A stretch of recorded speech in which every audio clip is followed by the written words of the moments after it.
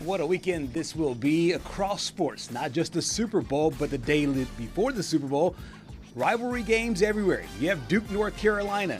You have Tennessee, Kentucky, and of course the Iron Bowl. Alabama and Auburn in the first of two meetings coming up on Saturday. Alabama leading that all-time series 100-69. But these two teams have been a lot closer here in recent years. Welcome back to Southeast Sports Plus, hour number 2 here on our show. And I had to do a little fit change here to represent What are we doing? What are we doing? Get a load of this guy. Listen. Unapologetically, we on Friday of the day before big game or the big game itself, when the Cubs play and when the Patriots play, I have to have the gear on. So yes, it is that. I know it's not the normal attire. But explain to them what happens if they lose. Okay, so it's not out of the realm of possibility because I think the Seahawks are going to win this weekend. I like to think positively, but you know what?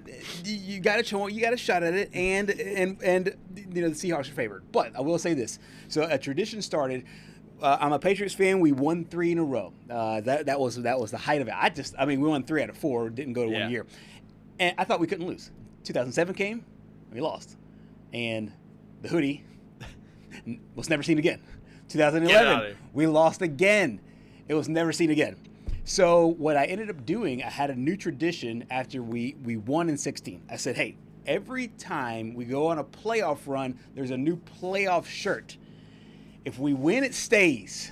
If we lose, it's gone. So that's not what you wore for the wild card a few years ago against the Bills. Correct. Okay. Yes. Right. It's not. And I haven't had to wear a t-shirt for the last 4 years. We haven't been in the playoffs. Oh yeah, 4 years, so long.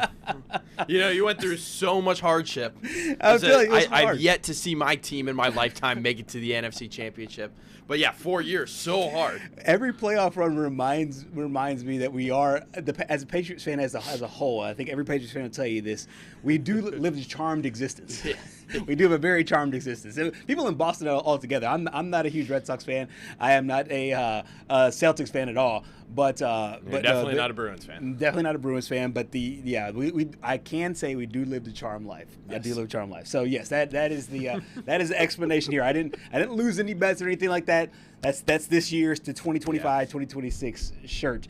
But we'll dive into the Super Bowl here in a little bit. But first, let's get back to this basketball game. Yeah. Patrick, I think this game is interesting for a lot of reasons. Alabama coming off of a big win over Texas A&M. It's been a high-low kind of last week for Alabama. They got drilled by Florida on Saturday. Now they come back and beat Texas A&M, giving them some confidence, I think, going into this matchup. Yeah, and I honestly think over the last few years, this has started to get up there with that UNC-Duke rivalry that you also mentioned. And I think it's just because the level of basketball on both sides has really improved. And you want to talk about that last matchup between these two teams. I feel like people have already forgotten. I believe it was a top 10 matchup, and it came down to the wire, and the post-game altercations, post-game craziness on the court. I mean, that's something that you would see out of a Duke-UNC rivalry. So, it just goes to show now there's going to be a little bit of a difference here, just because it's not Bruce Pearl anymore. It's Stephen Pearl, but it's still Pearl, and Stephen's going up against Nate Oates, who just got some crazy news today, or lack thereof, in regards to Charles Bediako. Yeah, you really can't talk about this game, can't talk about this matchup without talking about the topic in college basketball. And this is not just SEC people, even though the SEC commissioner got involved from a headline standpoint when he had an affidavit that the NCAA lawyers used in this case. But Charles Bediako this morning, I believe it was 9:30 this morning. That's correct. Yeah. Went to court for his hearing, for his injunction hearing. But as it stands right now, Patrick, there's still no decision on his future. So making him available there on Saturday. Yeah, and I mean, I think one of the craziest parts about this was, I was telling you, there was a lot of.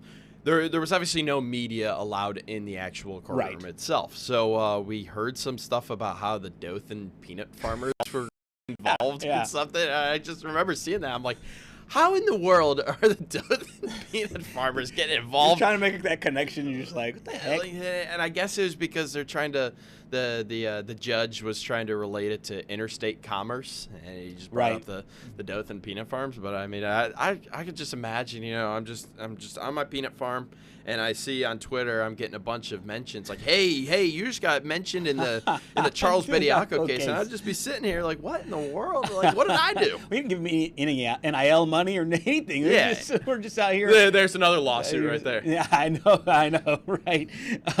Before Charles Bediako went to court today, Stephen Pearl addressed the media in his typical pregame media press conference. He addressed the situation. Of course, he's been asked about this a few different times. He talked about it at the Birmingham Tip-Off Club during their off week. We played that last week, and here he was in yesterday's press conference. Yeah, I mean, he definitely brings, a dimension defensively that, they needed. And, he does a great job of blocking shots, and not just blocking shots, but altering shots. And, offensively, he's a really good roll guy around the rim, does a good job getting offensive rebounds. And, for us, we're just preparing, as if he's going to play. And, I've probably spent too much time thinking about this, but man, I kind of feel for the kid in a way, because what happens tomorrow if he gets denied? What does he do? And that's and I probably shouldn't put any thought towards it, but I hope the decision makers in that room have thought through that, because are we setting this kid up for failure by bringing him back? And I'm almost rooting for him to be able to play tomorrow on Saturday, because I don't want him to be in a situation where he's got to make some real difficult decisions if for some reason, this new judge says, no, you're not allowed to play. So maybe Auburn fans are going to understand that, but I don't know, man. I feel for him a little bit, because, I think he's in a unique situation. He's in a difficult situation. So, but for us, we've just been preparing as if he's going to play. Because, that's what they've had the last, 4 games? So we got to prepare as if he's going to be out there. So they will prepare as if he's out there, and seemingly according to the case proceedings, it looks like he will be out there. News broke on our show yesterday, some of the leaks that we heard from the NCAA's case. Part of that included an affidavit from SEC Commissioner Greg Sankey. And hats off to you. You spotted it in real time. We had Parker Ream on, and Parker gave an outstanding analysis, because we all were a bit surprised that this came out. I think the NCAA obviously wants it out because it's a voice kind of in their corner. Right. And now it's a weird situation, because it is Greg Sankey talking about one of the biggest brands in the SEC, which is Alabama. And basically outright saying that he believes that Charles Bediako should not be eligible in this case.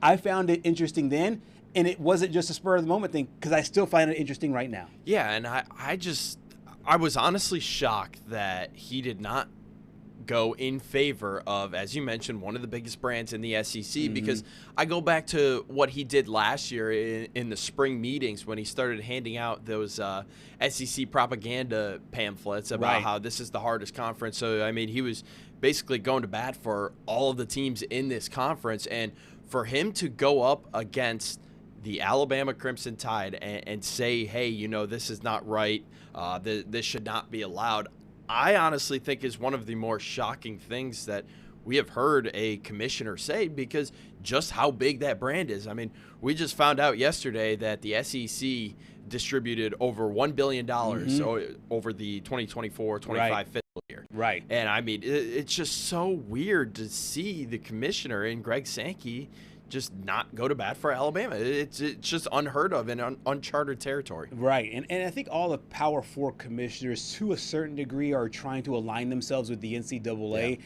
I think, and I really don't know why. The only way I think about it is if they have a hardline stance of, we need to create uniformity, and if I become a wedge in the uniformity of the NCAA, maybe he's just going to bat for him that way. Yeah. But the thing is that I thought that even if he internally had those thoughts, he would publicly stay silent. Yeah. And just let the courts do their thing, and let the NCAA do its own thing, do its own research in its own courts at its own time with its own lawyers. They have people ready to do that. Yeah. So for him to go out on a limb on that, to me, was really interesting. I have some really interesting thoughts I think they're interesting thoughts. I'll let you decide if they're interesting or not. Okay. I have some thoughts on I'll be that. the decider. But I'll let you hear Coach Nate Oates, because he was asked about this today at the press conference. I think he had a really interesting standpoint, and I'll have some thoughts on it after that. Yeah, I was made aware of that last night. We're really disappointed with all the eligibility issues and the inconsistencies in the entire system. And obviously, I'm really disappointed that Charles is the one that seems to be where all the focus is, because there's plenty of others that have been made eligible, whether by NCAA ruling themselves that are not eligible by what the rules state, or by a court injunction. And for whatever reason, Charles seems to be the only focus anywhere right now, and I'm really disappointed that that's happened, and I'm not sure why, but it's not really my spot to make any comments on any of the court proceedings. So I'm not an attorney, and we're going to let them handle all that. He touched the line. He towed the line of where I'm going with this, because when we had talked about this earlier in the sports office, where was the affidavit last year when Diego Pavia was going through the same thing? Where is the affidavit now as Trinidad Shambles is going through the same thing? Yeah. Joey Aguilar is going through the same thing. I know both those things are fresh, and the commissioner could probably say, "Hey, we're working on it," or whatever. Yeah. I do find it interesting that Bediako's case is the one that's the highest profile, considering the fact that he is still within his eligibility window overall. He wasn't going to go there, but I think Nate Oates opened some eyes to thinking, like, it seems weird to him that all the spotlight is on the Bediako case and not on some of these others while all these people are going public. And I don't know if it's just because he played in a G League game. It came out today that he has earned over $500,000 just based on the G League itself. Right. I know it also came out today that the NIL contract that he's under is going to remain confidential, which I'm sure that was to be expected. But there was one thing in that we didn't play from the press conference that I heard today that I kind of found interesting. One of the main arguments for Charles Bediako's lawyers for him to stay in college is if he were to be taken off of scholarship, that he would not be able to get his education and he wouldn't have the funding for the education. What Nate Oates said, and honestly, I think it was either his opening statement or the first question he was asked was, yeah, we're going to keep Bediako on scholarship. Right. Which I just thought was a little bit interesting because first of all, it took Nate Oates about 30 minutes to come out and actually start his press conference. It was scheduled to start at 12:30. That's true, yeah. I don't think it really started until close to 1 p.m. Central Time. Right. So I mean, you can make all the assumptions that you want. Maybe the SID briefed him about, like, hey, here's what to say and not to say. But I found it very interesting and kind of, I don't even know how to put it, because this is just, obviously Nate Oates isn't in the legal stuff by any means. Right. You just heard it there. Yeah. We're going to let the lawyers do the thing. But for you to go out and basically disprove one of the main arguments for one of your players kind of sounds a little bit surprising. Yeah, it does. It sounds a little bit like, to me, like that they're not on the same page overall. And I do think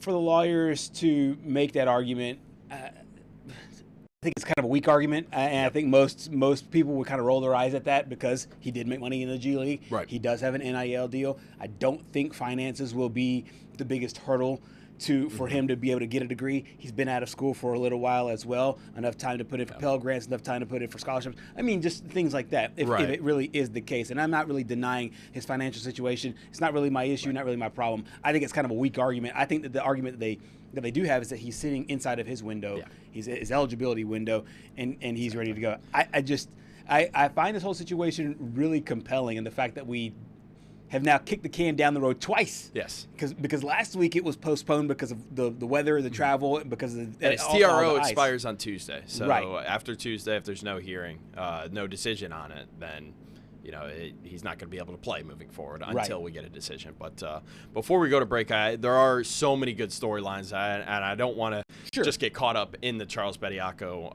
storyline. LeBaron Philon apparently was added to the injury report with a thigh soreness, and I mean that's just I think I said this on the show. I've never seen a team this injured. No, Like this it's is- yeah, crazy. It feels yeah. like new injuries are popping up every day. Right, and it feels like different kinds of Yeah. injuries as well. It reminds me a little bit of what's going on with San Francisco 49ers. It just Do they have a power seems plant right odd. next right, to exactly. Coleman Yeah. Coliseum? That's what I was Like, about to what's ask. going on? That's what I was about to ask. But yeah, it's been different injuries, and even for this particular Yeah. player in LeBaron Finelon, he had cramps a while back, full body cramps, and then now this thigh issue. We will see if he gets on the court, but he was sensational in their previous game. And here's his numbers in the last couple of games against the Auburn Tigers: 12.5 points. They're 88% from the free throw line, a couple of assists, 3 rebounds per game. He will be a much needed piece if Alabama is going to win that game. And don't over forget, Auburn. there's another guy in Alabama that's trying to get some more revenge against his former team in Aiden And Holloway. that's Aiden Holloway, who used to wear Yes. that Auburn uniform, now looking to beat his old team. Well, coming up next here on South